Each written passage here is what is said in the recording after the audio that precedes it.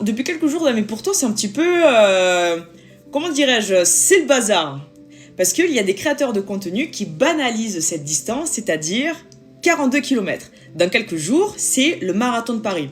C'est une course qui est très réputée et surtout très emblématique. Par contre, ces gens-là disent ouvertement « J'ai un mois de prépa pour réaliser le marathon de Paris et je vous amène avec moi ».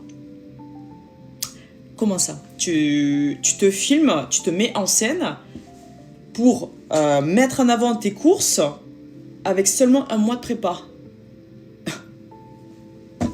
Je suis désolée, je ne sais pas qui vous a payé, qui sont les agences de presse ou de communication qui vous ont donné ces dossards, mais c'est du foutage de gueule. Je suis désolée, je suis cash, mais tu ne peux pas banaliser cette distance-là. Je pense que ces personnes-là, je suis désolée, hein, vraiment, je m'excuse, hein, mais vous ne savez pas, vous ne connaissez pas les conséquences qu'il peut avoir sur votre corps.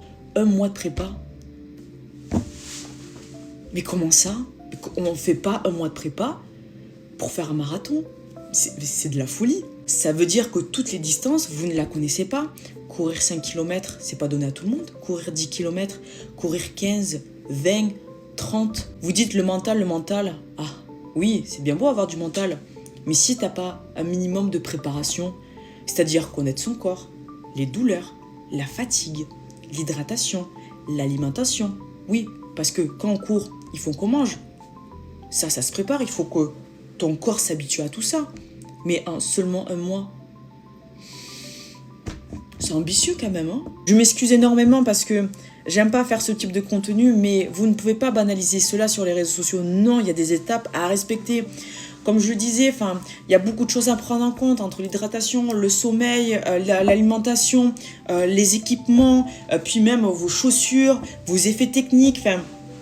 Un mois, c'est pas possible. Alors même s'il y a ce côté rêveur, ambitieux, dépassement de soi et de se dire à la fin de la course, je suis marathonien ou marathonienne, oui, c'est bien.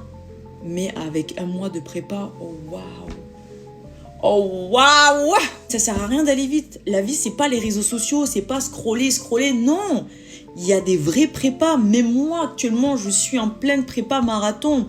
Bon, je dois avoir un marathon là prochainement, mais je suis en pleine prépa, c'est-à-dire j'ai 4 séances par semaine, j'ai des sorties longues, j'ai des sorties courtes, j'ai dû fractionner, je me défonce comme pas possible.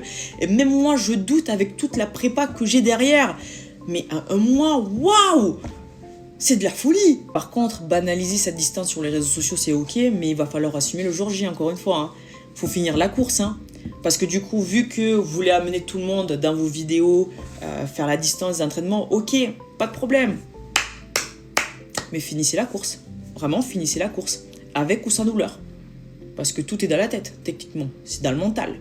Parce que si c'est pour faire des vues, etc., ouais, bon, c'est pas ouf. Hein. En tout cas, je vous souhaite quand même de réussir votre course parce que c'est beau de finir 42 km. Mais ensuite, il va falloir assumer. Je vous préviens juste, il va falloir assumer. C'est tout.